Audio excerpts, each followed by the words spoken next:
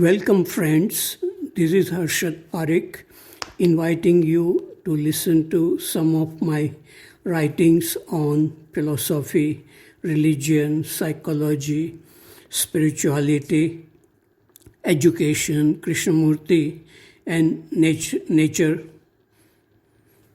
I hope you have a good listening. This is audio tape number 16. Article number 93, it is about image making. Yesterday, we were watching a dialogue in which Krishnamurti, David Bohm, and Dr. Schoenberg were discussing about the problem of image making in human beings. Krishnamurti said that society creates an image in us about what we should become. We are not aware of this process of image making. In relationship, we create image about ourselves and others. The pleasant images which we create about ourselves and people whom we love gets broken, and this creates hurt, anger, and violence. Image making prevents us in looking at things and people with a fresh and clear mind. Love exists only when a person is free from image making. It is not possible for us to be free of image making process, but it may be possible to watch in awareness how images are formed. People who are curious to watch this process of image making may find that what Krishnamurti says is mostly true. However, image making can be helpful too if a person is free to create beautiful images through conscious choice. Eklavya, who was a boy from a low caste in the story of Mahabharata, created an image of Guru Dronacharya, and through this image, he became a master in the art of archery. Artists, musicians, dancers also create beautiful images to create peace in themselves and others. Devotional saints like Ramakrishna, Mirabai, Narsi Mehta, Gyaneshwar, Chaitanya, and many others created images of gods and goddesses and lived in the world of freedom and love. They were not hurt when society called them mad and the society tried to harm them. Some people, through visualization of positive images, were able to heal themselves of diseases where modern medicines have failed. Many people who are attracted to the teachings of Krishnamurti may be trying hard to free themselves from the process of image making. This could lead to freedom in very few people. Most people may get exhausted and they may live with a feeling of failure. The desire to be free from image making can become a great block to freedom and a cause for frustration. So it seems to me that it is better not to accept everything what Krishnamurti says as the final truth and follow him blindly. We can watch ourselves with a gentle curiosity and without a strong desire to free ourselves quickly. We can create consciously a beautiful image of Buddha or of somebody whom we love and see how it fades very quickly. If this kind of experimenting helps us, that is good. There is fun and learning in creating our own ways of understanding, image making, and creating peace, love, and happiness. Article number 94, it is inner richness. A beggar was sitting on an old wooden box on the main street of a city and begging. A wise man passed by and asked the beggar whether he had looked into the old wooden box. He had never looked. So when he looked, after the wise man had gone, he found sparkling precious diamonds in that box. Such precious diamonds also exist within our mind or heart, but we never look within. We look for treasure outside in earning money, in power, fame, in becoming important people in society. In this kind of search, our body and mind become weak, old, with many conflicts and diseases. It may also be frightening to look within our own mind. We may see many snakes in the form of unpleasant thoughts and feelings.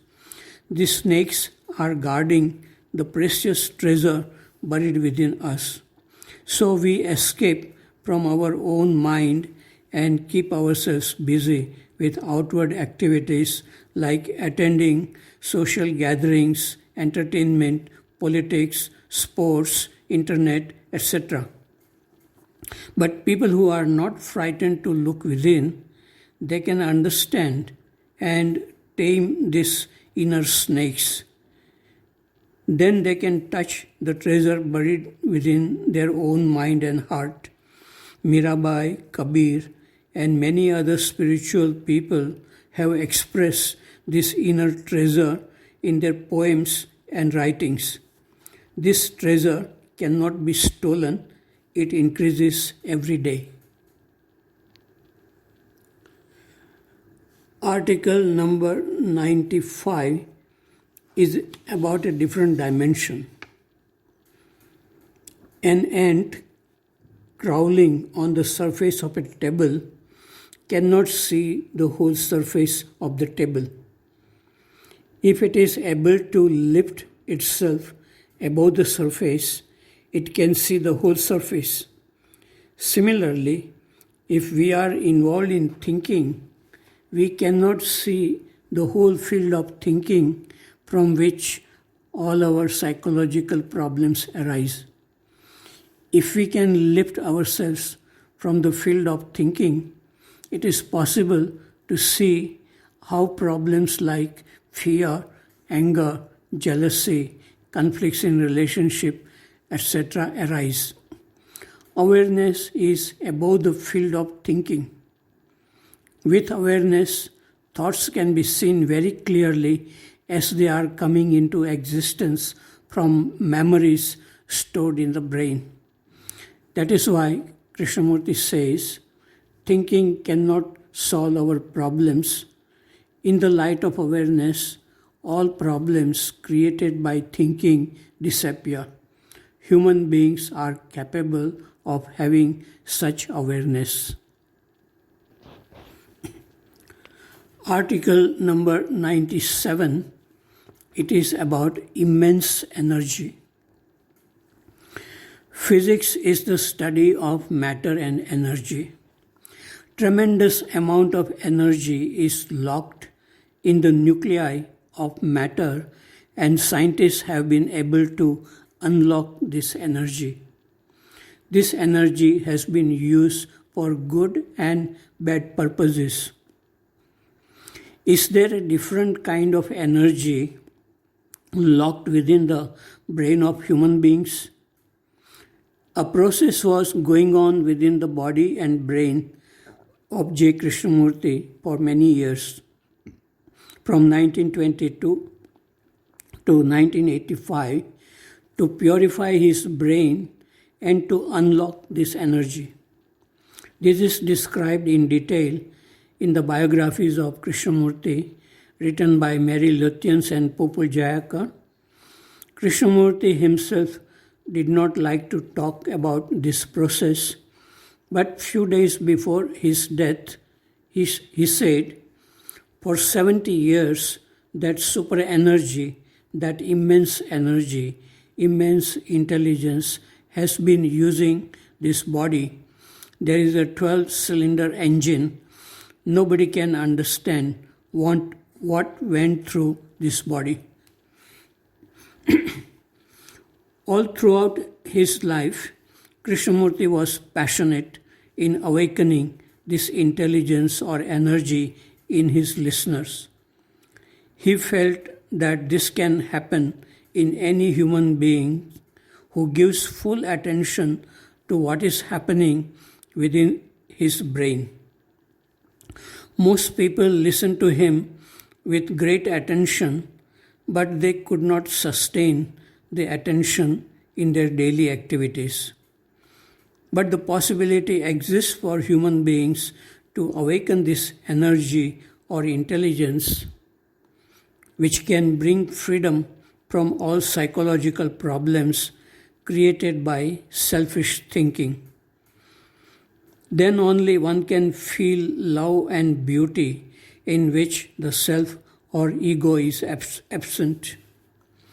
The study of our own brain by directly watching the thoughts as they arise without interpretation or interference is much more helpful, but it is not easy than studying the physical matter of brain as done by scientists.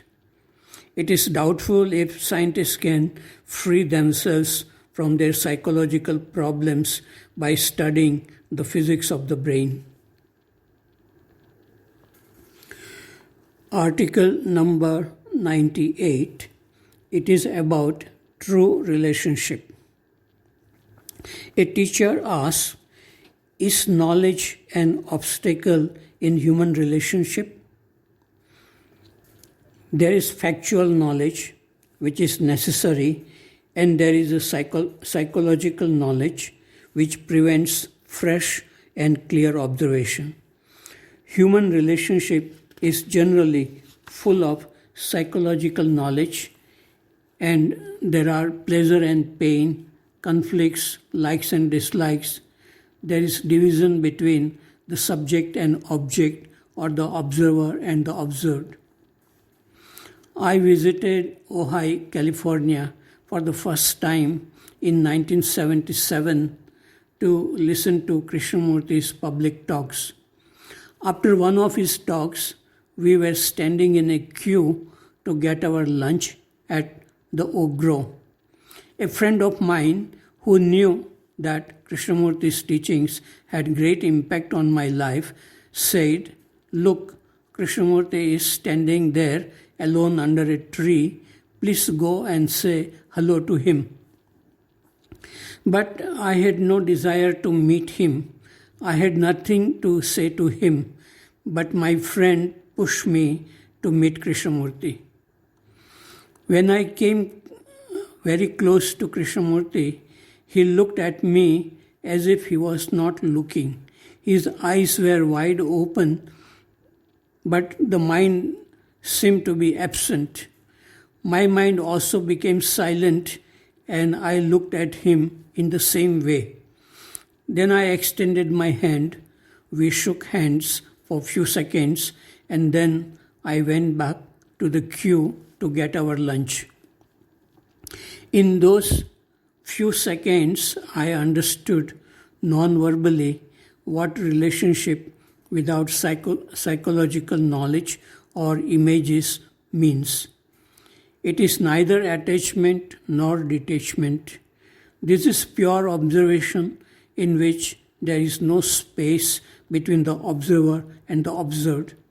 There is freshness and clarity in such relationship. One can have such relationship with nature, with trees, flowers, stars, mountains, etc. But to have such relationship with human beings who have too much knowledge and psychological images is very rare. Love is rare, which transcends attachment and detachment.